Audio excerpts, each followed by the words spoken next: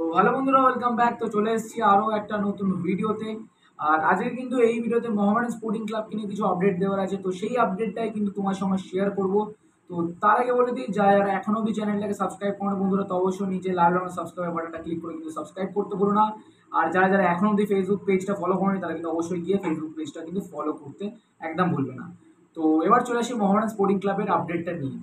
তো তোমরা যেরকমটা জানো যে কদিন আগেই কিন্তু আমি 1 থেকে 2 দিন হয়েছে জাস্ট।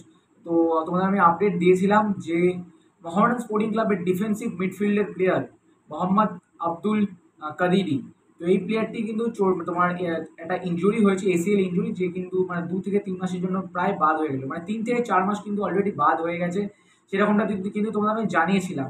তো আপাতত বর্তমানে যে একটা খবর বেরিয়ে আসছে যে মোহামেডান স্পোর্টিং ক্লাব কিন্তু সই করাতে পারে মেলবোর্ন সিটি এফসির, এই লিগের প্লেয়ার। তোমার বলতে পারো একদিকে জেমি ম্যাকলারেনের বন্ধুও বলতে পারো, পর্তুগিজ ফুটবল প্লেয়ার, যেটা হচ্ছে নুনো রেইস। হ্যাঁ বন্ধুরা, নুনো রেইসকে কিন্তু সই করাতে পারে মোহামেডান স্পোর্টিং ক্লাব, এরকমটাই আপডেট আছে। 33 বছর বয়সী এই প্লেয়ারটি বর্তমানে কিন্তু ফ্রি এজেন্ট আছে। তো সুতরাং বুঝতেই পারছো, কোনো রকমের সমস্যা হবে না মোহামেডান স্পোর্টিং ক্লাবে তাকে সই করানোর জন্য।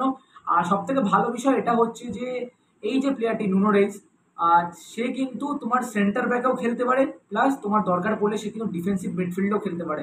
আর তার সাথে সাথে কিন্তু তার রাইট ব্যাকে খেলারও এবিলিটি আছে। তো বুঝতেই পারছো ডিফেন্সে কিন্তু কোনো রকমের প্রবলেম হবে না মোহামেডান স্পোর্টিং ক্লাবে। আর যদি এই ডিলটা ক্র্যাক করতে পারে মোহামেডান স্পোর্টিং ক্লাব, তাহলে আমার মতে বলে একটা ভালো ডিল হবে। কেন কিনা মোহাম্মদ আব্দুল কাদিরি যে ছিল, সে কিন্তু ডিফেন্সিভ মিডফিল্ড ছাড়া কিন্তু অন্য পজিশনে কিন্তু অতটা ভালো করে খেলতে পারতো না। বাট নুনো রেইস যদি আসে মোহামেডান স্পোর্টিং ক্লাবে, তাহলে কিন্তু ডিফেন্সে চাপটা প্রচুর হবে। মোহামেডান স্পোর্টিং ক্লাবে কিন্তু অনেকটা কম চাপ পড়বে, এটা কিন্তু বললেই চলে। তো এখন দেখার বিষয় যে কবে সই করে না করে। আর আপাতত এই আপডেটটা পেলাম বলে তোমাদের শেয়ার করলাম। আর তোমরা যদি মোহামেডান স্পোর্টিং ক্লাবের সাপোর্টার হয়ে থাকো, তাহলে কিন্তু বন্ধুরা কী করতে হবে জানুন। অবশ্যই কিন্তু ভিডিওটাকে লাইক করতে হবে, শেয়ার করতে হবে, আর কমেন্ট বক্সে কিন্তু জান মোহামেডান লিখতে একদম বলো না। তো চলো বন্ধুরা, টাটা, বাই বাই, দেখা হচ্ছে অন্য একটা ভিডিওতে। তো ততক্ষণের জন্য টেক কেয়ার, বাই বাই।